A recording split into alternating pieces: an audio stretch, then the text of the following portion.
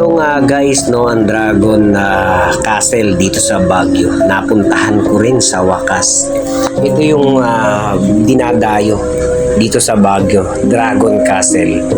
Ang hirap makarating pero thanks Lord at napasama ako sa pagbisita rito upang makita rin ng personal yung ganda ng Dragon Castle dito sa Baguio. Ang ganda guys, ang sarap sa feeling kasi ako honestly ngayon lang ako nakarating dito sa castle na to. Maraming gustong umakyat, maraming gustong pumunta pero hindi nakaka-avail na makapagpunta rito. Ako thank you at napasama ako rito. Ito nga makita nyo ang ganda guys yung bato na malaki tinapyasan sa gitna at ginawang hagdanan.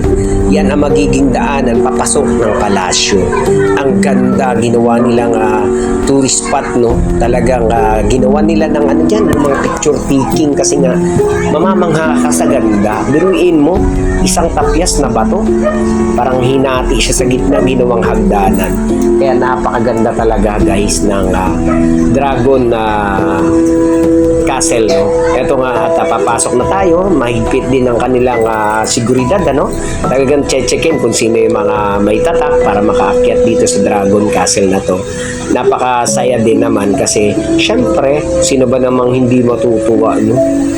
Andyan ka sa Dragon Castle na yan para mamasyal, makita, matanaw mo yung ganda ng kalikasan talaga na talagang pinaganda ng kanilang komunidad, no?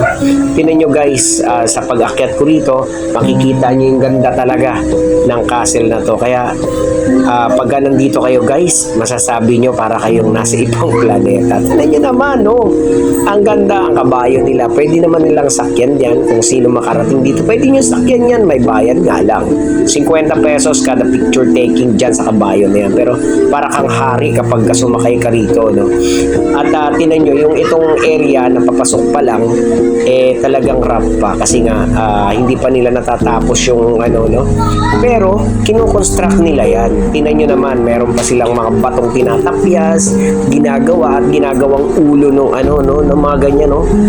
Para maging palasyo talaga. At siyempre, papasukin natin ang loob guys. Tara, samahan nyo akong pasukin siya at makita ang ganda talaga ng loob ng palasyo. Hindi ko lang alam kung kaninong palasyo to, no? Pero Dragon Temple, Dragon Palace, no? Pero merong hari na nandyan sa uluhan ko. Hindi ko lang alam kung si Haring Solomon, no? Tingnan nyo naman guys, ayan, no? Andyan yung dragon na tinapakan ni Haring Solomon. At saka yan, no? Yung dragon na yan na nandyan, mahaba, estatwa siya. So yan, tinan nyo guys yung mga costume. May mga costume dyan na pwede mong rentahan bago ka magpa-picture na para kang nasa ibang bansa talaga. At makikita mo yung ganda, lalo kapag tumuto ka dito sa Dungawan. Ayan, yung Dungawan, andyan yung mga pag, lalapit sa iyo yung pag dyan guys, ang lamig. Ang lamig.